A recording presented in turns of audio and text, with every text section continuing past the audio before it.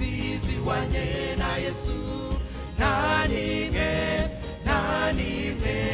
nta wundi wabasha kudukiza nta wundi Yesu azi ibiturusha byose azabana natwe iteka nta nshuti zihwanye na Yesu nta n'imwe njyamu nakuririmba indirimbo ngo yarancunguye niwe waciye ingoyi z'umwanzi maza nambatura kukuke yancunguye nzahimbaza nanjye kukuke yancunguye nzaririmbira uwandokoye reba Yesu kumusaraba reba uko twatumye agirirwa ugukara guhamagara ngwino umusange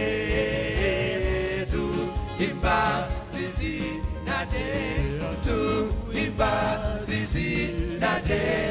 yaducunguje amaraso ye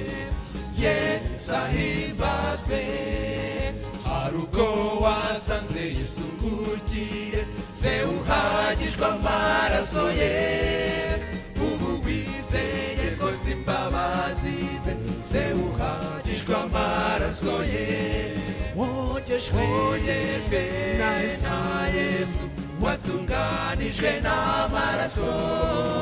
hari uko yakuhagije amaraso mbese imyambaro yawe irera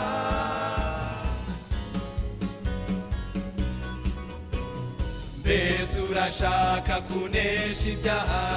izera amaraso ya Yesu mbese urashaka kumenya isinzi n'amaraso y'umukiza wenyine imbaraga mu maraso y'umwana w'intama hari imbaraga mu maraso ya Yesu mwana hari imbaraga mu maraso y'umwana w'intama hari imbaraga mu maraso ya Yesu mwana w'Imana hari imbaraga mu maraso y'umwana w'intama hari imbaraga mu maraso ya Yesu mwana w'Imana